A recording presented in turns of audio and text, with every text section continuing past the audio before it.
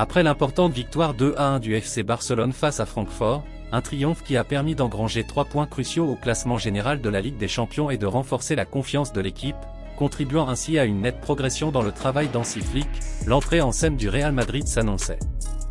Le club méringué disputait l'un des duels les plus attendus de la phase de groupe, un choc entre les deux géants européens vainqueurs des dernières éditions de la compétition. L'attente était immense.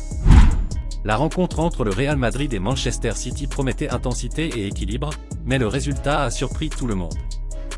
Au Santiago Bernabéu, les Merengues n'ont pas su conserver leur avantage initial et se sont inclinés 2-1, malgré une belle remontée et face à leur propre combativité. Ce résultat a immédiatement suscité des critiques de la part des dirigeants et de la presse madrilène, qui s'inquiétaient de la faible performance de l'équipe. Le contexte de la rencontre était défavorable. Le Real Madrid restait sur une lourde défaite 2-0 face au Celta Vigo en Liga, un match où l'attaque avait été quasiment absente. Le moral était au plus bas lorsque City a retrouvé une excellente forme après sa victoire 3-0 contre Sunderland en Premier League. Pour ne rien arranger, les Merengues devaient se passer de leur joueur le plus décisif et meilleur buteur de la saison, Kylian Mbappé, blessé. Sans son principal atout offensif, le défi face à City s'annonçait encore plus compliqué.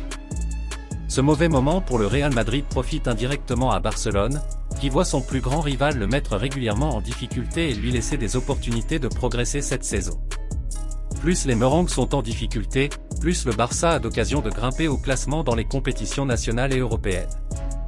La tension est palpable à Madrid, et la principale cible des critiques est Xavi Alonso, dont la gestion suscite de plus en plus de doutes. Une partie de son entourage souhaite même son maintien en poste, considérant que ses mauvaises performances profitent à Barcelone. Au classement général de la Ligue des Champions, l'écart entre les deux équipes se réduit, Barcelone figure parmi les 15 premiers avec 10 points, tandis que le Real Madrid occupe la 7e place avec 12 points. À 2 journées de la fin, le Barça a de réelles chances d'intégrer le top 8. Un autre sujet qui a enflammé les réseaux sociaux est la déclaration du défenseur allemand Niklas Lötterk, 26 ans, qui a affirmé publiquement pouvoir jouer à Barcelone. Considéré comme l'un des défenseurs les plus fiables du football allemand, il se distingue par son agressivité, son placement et sa qualité de relance, des caractéristiques qui correspondent parfaitement au système de Hansi Flick. Alors, dites-nous, êtes-vous favorable à l'arrivée de Lötterk? Pensez-vous qu'il s'intégrerait bien au système du Barça? Exprimez-vous dans les commentaires.